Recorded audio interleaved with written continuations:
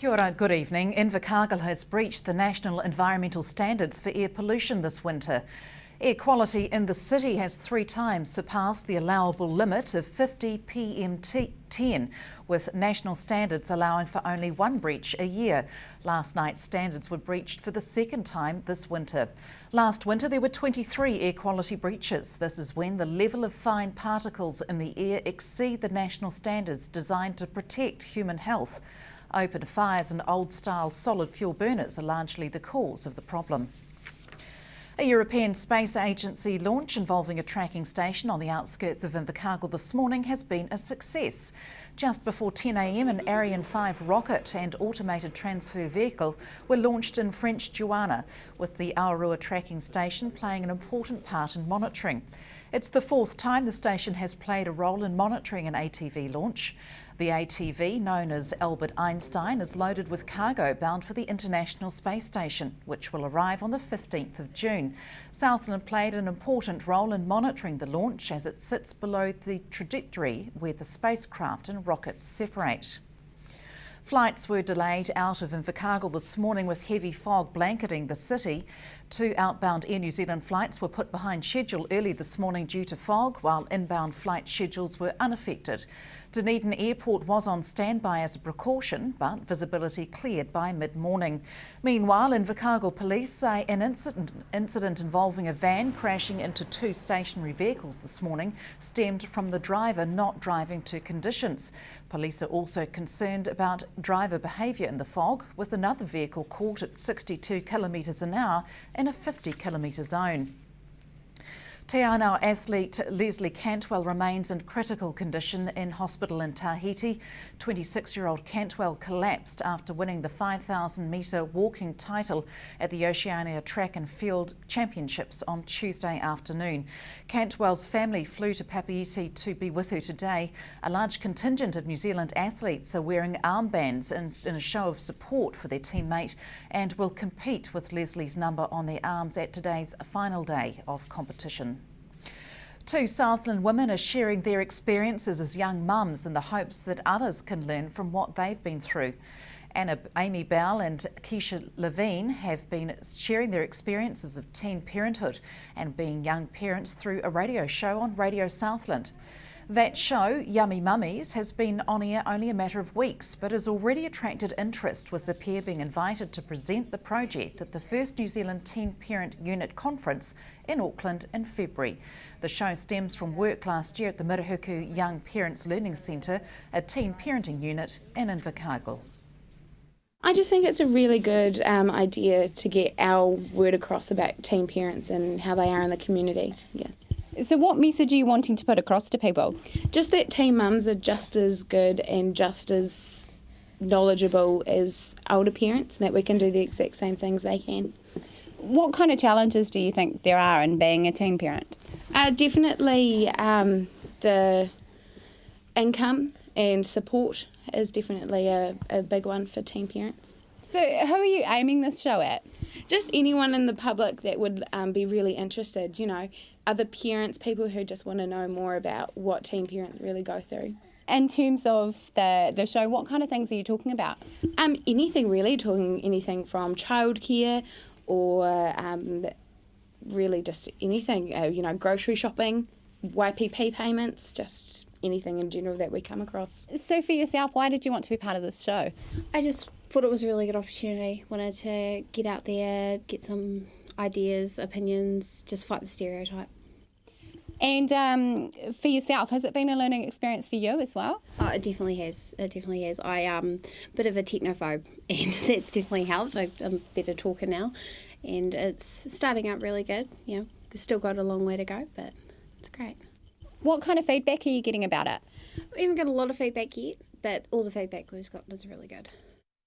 Stay with us after the break. Why tsunami warning signs are being erected around the Southland coastline.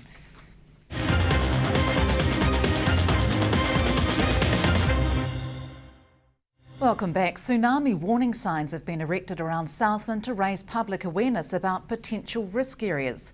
A tsunami is one of the 3 biggest potential hazards for Southland and could affect thousands of people.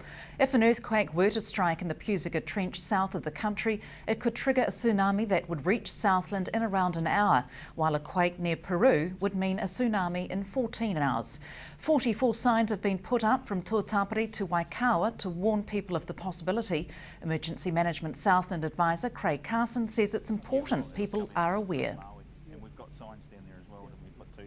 We're trying to make the public aware of what can happen at the coast. It's not so much to scare people, but to just inform people when they go to the beach that if they feel an earthquake that might last 30 seconds or more, or they have difficulty standing during that earthquake, then they need to think about a tsunami and move away from the coast or uphill if they can. How at risk is Southland of a possible tsunami? The Pusiga Trench is the most likely scenario for Southland, and we'd have around an hour's notice after the earthquake that we're going to get a tsunami.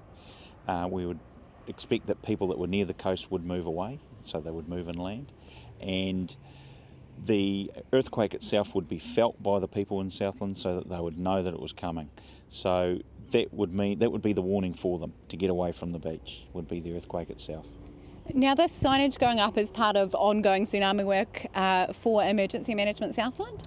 Yes, it's just to remind people that while they're at the beach they need to be wary of that tsunami risk. We all saw what happened in Japan in 2011, and while our threat is not as great as Japan's, there is still a threat there.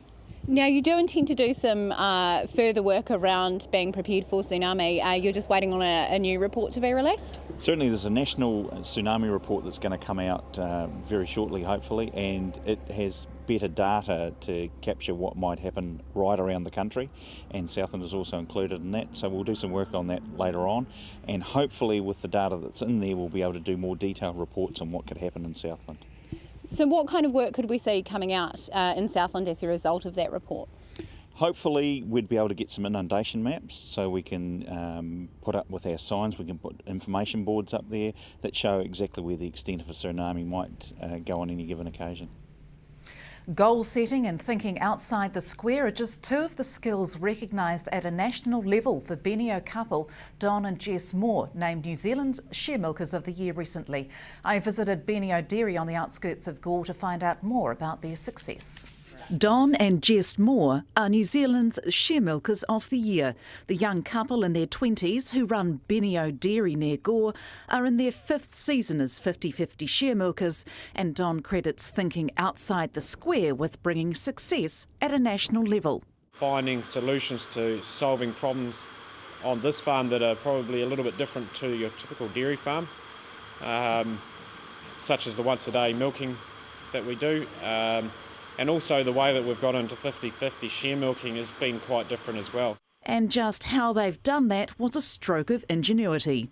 We leased a majority of the cows off the farm owners, and then every year we aim to produce a surplus of in-calf animals, and we return the surplus animals to the farm owners, and they then sell them out, and it reduces our lease every year and increases our ownership. So it's been a way that we can shear milk 1,000 cows where we wouldn't normally have the equity to do that.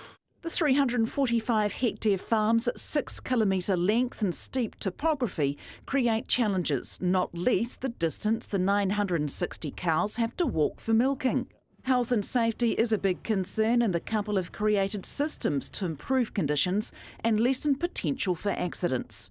What we've got really is a sign-in system for visitors and contractors that keeps not just the staff safe but all our visitors and contractors safe as well, so that we know what their responsibilities are and also that they know what our responsibilities are, and doing our best so that we know who's on farm and when and what they're doing. The initiative impressed the judges, as did the couple's staff relations. Increasing their staff's performance is high on their agenda, and continuing to develop human resource skills is important to them. It's certainly been a priority for us. We recognised that when we did some SWOT analysis about 3 years ago that it was a weak area for us. So we've really worked hard on that area and turned that area into a strength. The couple are described as inspiring employers who promote the dairying lifestyle not just as a job but also a career path to staff. Jess, a Cantabrian with a pharmacy retail background, had no farming experience and credits keeping goals in mind with their success to date. We're really into goal setting and writing those goals down. We often have things pinned above our bed reminding us when we wake up what we've got to achieve in the short and medium long term. As far as career goes, the new mum says dairying has exceeded her expectations. A lot more rewarding actually. We've met some pretty inspiring people along our way and learnt some great skills and got to work together as a couple, which has been great. The couple intend to build on their success in the future while also helping staff to reach their goals. Margot Sutherland, South Today News. An Invercargill business is in the running to be named Best New Zealand Travel Agency in Retail. House of Travel Lakers is the only South Island finalist among 4 other North Island travel companies nominated for the Best New Zealand Travel Agency Retail in a single location. Airlines, coach and cruise operators and other suppliers voted online, determining Lakers' place in the final few, beating off 7 others to be in the top 5. The award is part of the 2013 Australian Federation of Travel Agencies National Travel Industry Awards for New Zealand, and the winner will be announced on July 3rd. And that's it from the news team. Coming up in sport, a roundup of the weekend Super 15 action. That's after the weather next. Good night.